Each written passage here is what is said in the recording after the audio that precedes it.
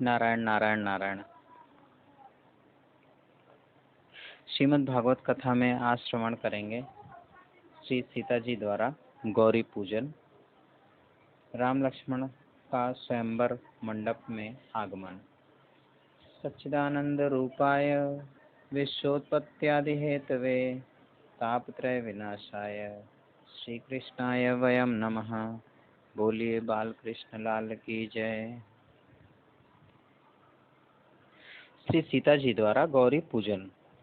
श्री राम ने तुलसी को वंदन किया है, प्रेम से तुलसी जी लेते हैं। वहीं सीता जी सखियों के साथ आई हैं। सीता जी का नियम है, वे घर में तुलसी जी की पूजा करती हैं, मंदिर में जाकर के पार्वती माँ की पूजा करती हैं। जो स्त्री नियम से तुलसी जी की, पार्वती माँ की पूजा करती है, प्रदक्षिणा करती है, उसके पति का आयुष्य बढ़ता है। सीता जी वहाँ पूजन करने के लिए आई हैं, तो राम लक्ष्मण का दर्शन हुआ है, अतिशय आनंद हुआ है। जय जय जय गिरिराज किशोरी, जय महेश मुखचंद चकोरी, जय गजवदन षडानन माता, जगत जननी दामिनी दुति गाता। पार्वती माँ का पूजा करती हैं। पार्वती जी ने आशीर्वाद दिया है। राम लक्ष्मण पुष्प लेकर के विश्वामित्र जी के पास आए हैं। राम अति सरल हैं, छल कपट क्या होता है वे जानते नहीं। गुरु जी को राम जी ने कहा है, गुरु जी हम जिस बागीचे में फूल लेने के लिए गए थे, उसी बागीचे में जिस कन्या का स्वयंवर होने वाला है वह राजकन्या आई थी, मुझे बार बार देखती थी। विश्वामित्र जी ने कहा, बेटा मैं जानता हूँ राजकन्या वहाँ पूजन करने के लिए जाती है, इसलिए मैंने जानबूझ करके तुम्हें वहाँ भेजा था। विश्वामित्र जी ने आशीर्वाद दिया है। राजा जनक की आज्ञा हुई थी, सो बहुत भारी बड़ा मंडप बनाया है। 1000 वीर पुरुष शिव धनुष लेकर के आए हैं। देश देश के अनेक राजा वहाँ आए हैं। शतानंद ऋषि विश्वामित्र जी के पास आए हैं और कहा है, आप जल्दी चलो, राम लक्ष्मण को लेकर के स्वयंवर मंडप में आए हैं। महाराज जनक ने सम्मान किया है। जिसके मन में जैसा भाव था, भाव के अनुसार एक एक को भगवान का दर्शन होता है। सभा में बड़े बड़े ऋषि बैठे थे। राम का दर्शन करने पर उनको ऐसा लगता था कि प्रातः काल में हम जिस पर ब्रह्म नारायण का ध्यान करते हैं, गायत्री जप करते हैं, वे नारायण ही श्री राम हैं। राजा लोग देखते हैं राम कोई वीर राजा हैं, ऐसे लगता है। स्त्रियों को कामदेव के जैसे सुंदर दिखते हैं। जनक महाराज ने अपने मंत्री को कहा है, खड़े होकर के भाषण करो, ये भगवान शंकर का धनुष है। 21 बार क्षत्रिय विहीन पृथ्वी करने के बाद परशुराम जी हमारे घर में रख गए थे। मेरी कन्या सीता छोटी थी, तब इस धनुष का घोड़ा बना करके खेलती थी। 1000 वीर पुरुष बहुत मेहनत करते हैं तभी इसे उठा पाते हैं। मैंने ऐसी प्रतिज्ञा की है, जो वीर पुरुष धनुष को उठाएगा, प्रत्यंचा चढ़ाएगा, उसको आधा राज्य दूंगा, राजकन्या दूंगा। आप खड़े होकर के ऐसा भाषण करो। मंत्री जी खड़े होते हैं, बोलना प्रारंभ करते हैं। उसी समय रावण आकाश मार्ग से जाता था। बड़ा मंडप देखता है। रावण ने अपने नौकर से पूछा, इतना भारी मंडप किसके यहाँ है, क्या बात है?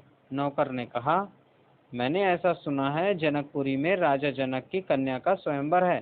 देश देश के अनेक राजा लोग वहाँ आए हैं। रावण ने पूछा, हमारे यहाँ निमंत्रण है या नहीं? नौकर ने कहा, आपके यहाँ पत्रिका नहीं आई है।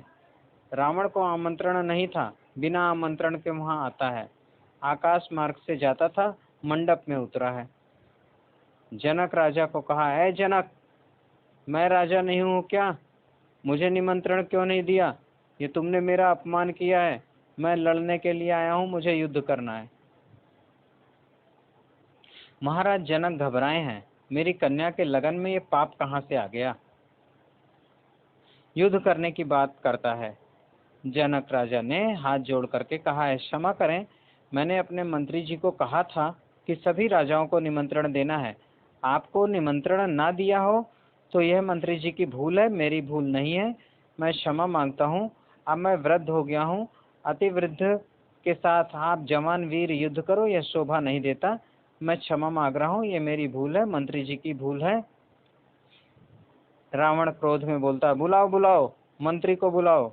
मंत्री जी तो थर थर कांपने लगे। एक थप्पड़ मारेगा तो मैं मर ही जाऊंगा। ये बड़ा विचित्र है, भयंकर है।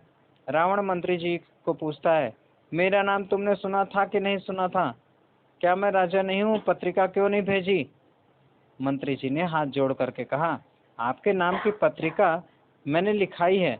पत्रिका लिखाना मेरा काम है। ये सिपाही लोग कहीं जाते हैं, कहीं नहीं जाते हैं। ये मेरी भूल नहीं है, सिपाही की भूल है। क्या आपके यहाँ पत्रिका नहीं गई? आपको जो सजा करनी है सिपाही को सजा करो। सिपाही घबराया। मंत्री जी ने मेरे मस्तक के ऊपर रख दिया सारी बात, मुझे पत्रिका दी नहीं थी। मंत्री जी जानते हैं सिपाही बहुत बुद्धिमान है, रावण को कुछ बना लेगा। सिपाही विचार करता हुआ आता है। रावण को उत्तर तो देना ही पड़ेगा। सिपाही हाथ जोड़कर खड़ा है। रावण ने सिपाही को कहा, मंत्री जी ने मुझे कहा है पत्रिका लिखाई है, आई क्यों नहीं? मेरा नाम तुमने सुना है कि नहीं? सिपाही ने हाथ जोड़ करके कहा, आपका नाम मैंने सुना था, इसलिए मैं पत्रिका देने के लिए सबसे पहले आपके यहाँ ही गया था। रावण ने पूछा, तुमने पत्रिका किसको दी? मुझे पत्रिका नहीं मिली। सिपाही ने कहा, मैं यहाँ से निकला, समुद्र के किनारे गया, वहाँ बहुत से लोग बैठे थे। आपकी सभी लोग प्रशंसा करते थे, महाराज रावण ऐसे वीर हैं, इंद्र आदि देवों को भी पराभव किया है। सब लोग नौकर बन करके लंका में रावण महाराज की सेवा करते हैं। आपकी मैंने ऐसी प्रशंसा सुनी, इसलिए मैंने विचार किया, इतना बड़ा समुद्र लांघ करके मैं लंका में कैसे जाऊंगा? जब सभी देव रावण महाराज के नौकर हैं, तो समुद्र भी तो देव है। मैंने समुद्र को पत्रिका दी और कहा, ये पत्रिका लंका के राजा रावण को दे देना। समुद्र में पत्रिका फेंक करके मैं घर चला आया। समुद्र ने आपको पत्रिका नहीं दी तो जाओ समुद्र के साथ लड़ो और समुद्र में डूब करके मर जाओ। क्या बोलता है? तूने मेरा अपमान किया है, मैं तुम्हें मारूंगा। राजा जनक ने सिंहासन मंगवाया है। बड़ा सिंहासन रावण के लिए रखा है। राजा जनक ने कहा है, आपके नाम की पत्रिका तो गई है, कुछ भूल हो गई है, क्षमा करें, सिंहासन पर विराजें। अभिमानी रावण सिंहासन में बैठा है। मेरे लिए कैसा बड़ा सिंहासन रखा है। रावण ने कहा, जनक अब तेरी कन्या बाहर आए, मुझे वरमाला अर्पण करे।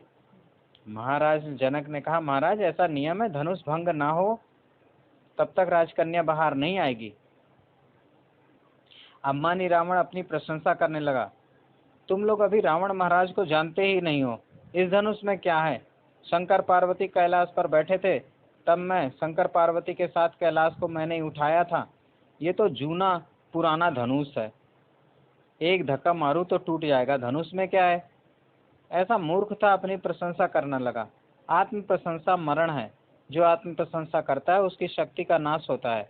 रावण ऐसा मूर्ख अपनी प्रशंसा करता है, मेरे जैसा वीर कौन है? जनक राजा ने कहा, आप एक बार धनुष को उठाओ। माता पार्वती ने 300 शिव गणों को आज्ञा की थी कि रावण का अभिमान बहुत बढ़ गया है, जो मन में आता है सो बकता है, आज उसकी फजीहत करो। 300 गणों को आज्ञा दी थी। वे सब धनुष के ऊपर चढ़कर बैठे हैं, किसी को दिखते नहीं है। माता जी ने कहा था, रावण धनुष को उठाए नहीं, कदाचित उठाए तो वही धनुष उसकी छाती पे गिरा देना। रावण एक हाथ से धनुष को उठाने के लिए जाता है, धनुष हिलता नहीं है। दूसरा हाथ, तीसरा हाथ, चौथा हाथ, उसको तो 19-20 हाथ थे। रावण बड़ा वीर है। 300 शिवगण बैठे थे तो भी उसने धनुष को 19 हाथ से उठाया है। धनुष उठाने के बाद वह सभा को देखने लगा है, बड़ा अभिमानी है, अकड़ में देखता है। रावण को लगा सभा में सभी लोग मूर्ख हैं, कोई रावण की जय नहीं बोलता। रावण ने ऐसा विचार किया कि मेरी जय मैं बोलूंगा तो ये लोग भी थोड़ा मेरा साथ देंगे। ऐसा मूर्ख था। 19 हाथों से धनुष को उठा लिया। 20वां हाथ अपनी पीठ के ऊपर रखा। शाबाश, रावण महाराज की जय। कोई बोलता नहीं, अकेले ही बोलता है। उसी समय जोर से शिव गणों ने धनुष को दबाया और रावण की छाती के ऊपर धनुष को गिराया। रावण रुधिर उगलने लगा। मैं मर गया, मर गया। रावण को मूर्छा आई है, गिर जाता है। लोग हंसने लगते हैं। अच्छा हुआ, बड़ा घमंडी था, लोगों को दुख देता था। जो दूसरों को रुलाता है उसे ही रावण कहते हैं। रमन्ते योगिनः अस्मिन् इति रामः। जो योगियों में रमण करते हैं वही राम है। रावयति द्रावयति सर्वजनात् इति रावणः। जो दूसरों को रुलाता है वही रावण है। लोगों को बहुत त्रास देता था, सभी को आनंद हुआ है। रावण बहादुर है, झट खड़ा हो गया। उसकी बहुत फजीहत हो गई, इसलिए वहां बैठा नहीं, वहां से भाग गया। रावण की फजीहत देखने के बाद दूसरे जो राजा लोग थे वो समझ गए रावण वीर था, उसको मूर्छा तो आई, 5 मिनट में खड़ा हो गया। हम कदाचित धनुष उठाने जाएं और धनुष मेरे ऊपर गिर जाए तो मैं चलता हुआ जाने वाला नहीं हूँ। 4 जने कंधे पर उठाकर मुझे ले जाएंगे, मेरी दुर्दशा होगी। सभी सावधान हो गए। रावण की दुर्दशा हमने देखी है। पूरी सभा स्तब्ध हुई है, किसी को बोलने की हिम्मत नहीं होती है।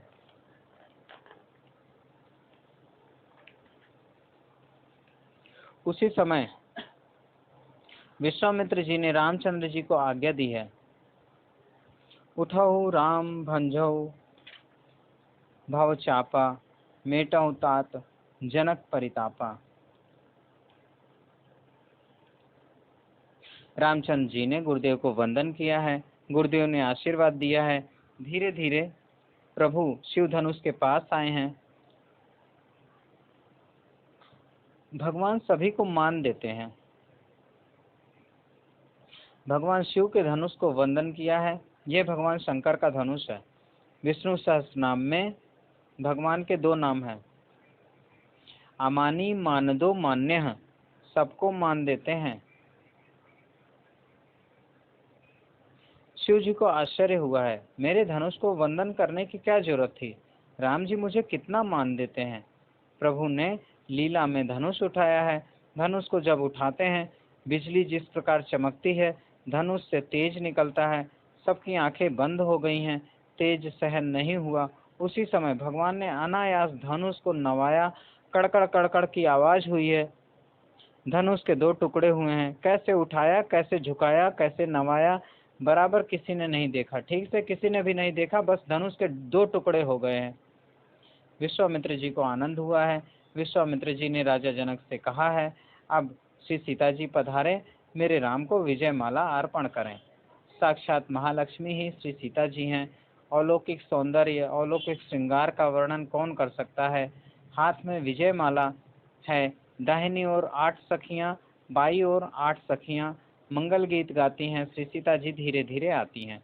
रामचंद्र जी ने देखा, यह राजकन्या मुझे विजय माला अर्पण करने के लिए आ रही है।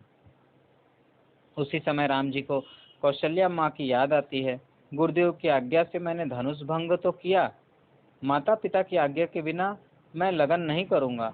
राम पुराने जमाने के हैं। राम विचार करते हैं। माता पिता की आज्ञा मानने वाला राम माता पिता की आज्ञा के बिना कैसे लगन करे। सीता जी बहुत सुंदर हैं, तो क्या हुआ। श्री सीता जी आती हैं। श्री सीता जी थोड़ी छोटी हैं। राम मस्तक नवाए तभी सीता जी विजय माला अर्पण कर सकती हैं। रामचंद्र जी ने निश्चय किया, माता पिता के आज्ञा के बिना मैं मस्तक नहीं नवाऊंगा। श्री सीता जी ने दोनों हाथ ऊंचे किए हैं। श्री सीता जी के हाथ में रत्न की चूड़ी है। रत्न की चूड़ी में राम का प्रतिबिंब दिखता है। घूंघट निकाला है, जिससे प्रत्यक्ष दर्शन बराबर नहीं होता है। रत्न की चूड़ी में राम के प्रतिबिंब का दर्शन होता है। प्रकाश में श्री राम है।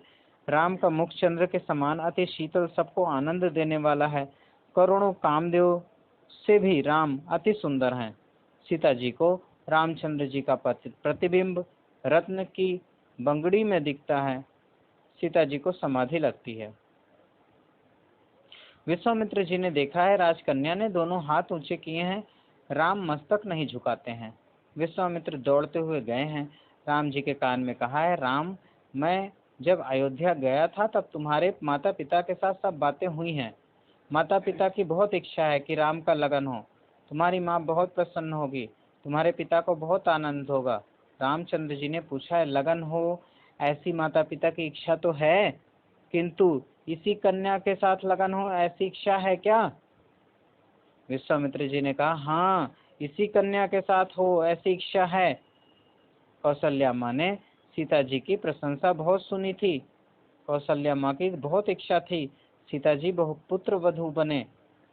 विश्वामित्र जी ने कहा है, इसी कन्या के साथ लगन होना चाहिए, तुम्हारी माँ बहुत प्रसन्न होगी।